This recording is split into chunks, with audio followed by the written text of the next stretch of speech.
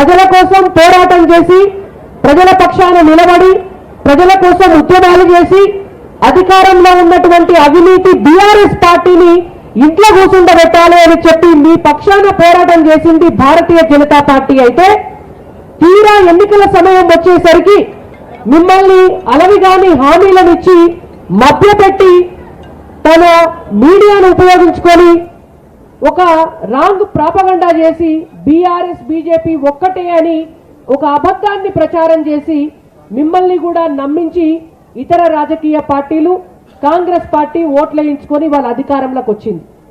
అధికారంలోకి వచ్చినటువంటి ఈ 3 నెలల కాలంలో మీకు ఇచ్చినటువంటి 6 గ్యారంటీల సంగతి దేవుడెరుగు. ఒక్క గ్యారంటీని కూడా సంపూర్ణంగా నిర్వర్తించలే కాంగ్రెస్ పార్టీ.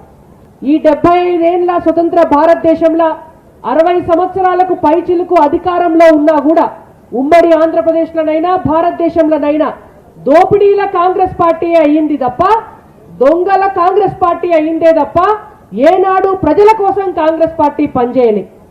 వాళ్ళు అట్లా ఉంటే 10 సంవత్సరాల కాలం తెలంగాణ రాష్ట్ర ప్రజలు తెలంగాణ రాష్ట్రం కోసం కొట్లాడిన పార్టీ అని నమ్మి బీఆర్ఎస్ పార్టీకి అవకాశం ఇస్తే బీఆర్ఎస్ పార్టీ వాళ్ళు కాంగ్రెస్ వాళ్ళు గుడిని మింగితే బీఆర్ఎస్ పార్టీ వాళ్ళు గుళ్ళె లింగాన్ని కూడా మింగిన చందంగా తెలంగాణను మొత్తం దోపిడీకి గురి చేసినారు.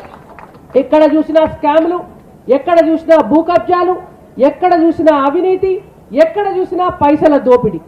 ఏమన్నా ఇవన్నీ చేసి మన పొలాలకు నౌకర్లు ఇచ్చిండ్రా అంటే నౌకర్లు రాలే. మన చేన్లకు శిలకలకు నీళ్ళు వచ్చినాయా అంటే నీళ్లు రాలే.